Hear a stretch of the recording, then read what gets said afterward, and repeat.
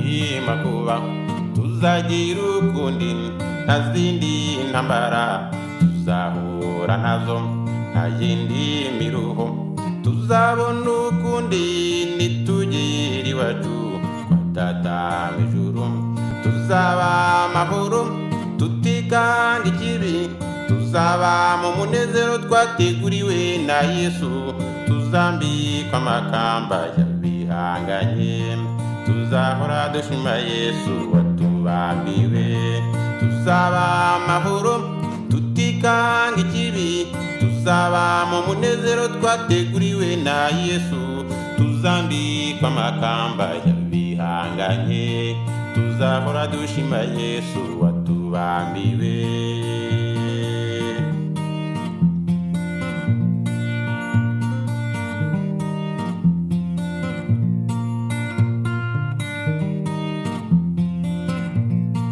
Nitugera mw'ijuru tuzabona abera banesheje isi, dutegereje tuzishimana nabo hamwe n'abamarayika, icyampa nawe nshuti tukazajyanayo.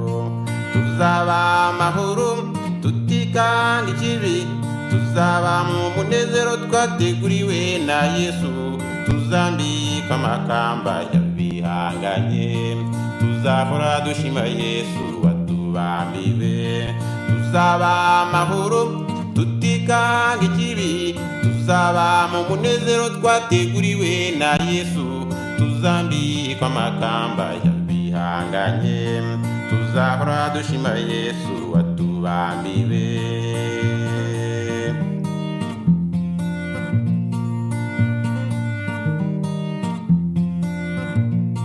Mureke Yesu twange ahubwo turabayo, reka ab'isi batwange nuko batatuzi, iyo bamenye Imana natwe baba batuzi, icyampa mwami nabo bakagirirwa ubuntu. Tuzaba amahoro tutikanga ikibi, tuzaba mu munezero twateguriwe na Yesu, tuzambikwa amakamba y'abihanganye, tuzahora dushima Yesu watubambiwe.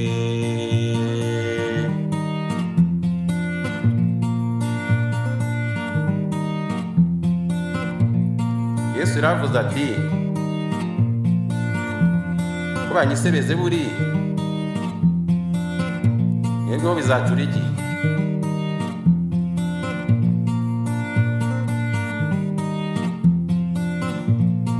Yesu yaravuze ati, ko banyisebeze buri mwebwe mwibwira yuko bizacura iki?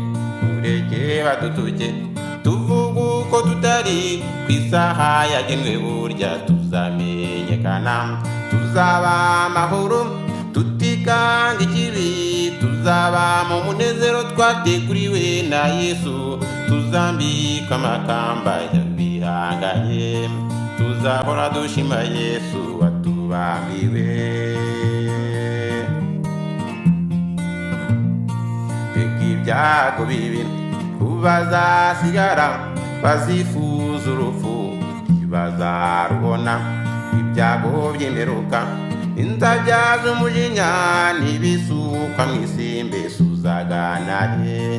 Twe tuzaba amahoro tutikanga ikibi, tuzaba mu munezero twateguriwe na Yesu, tuzambikwa amakamba y'abihanganye, tuzahora dushima Yesu watubambiwe.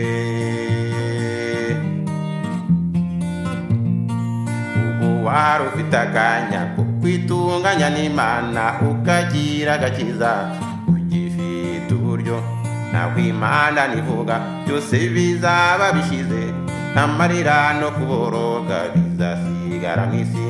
Tuzaba amahoro tutikanga ikibi, tuzaba mu munezero twateguriwe na Yesu, tuzambikwa amakamba y'abihanganye, tuzahora dushima Yesu watubambiwe.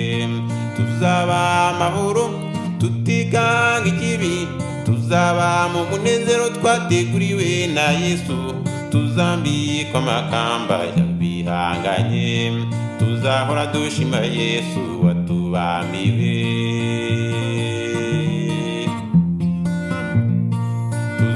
tuzahora dushima Yesu watubambiwe, tuzahora dushima Yesu watubambiwe.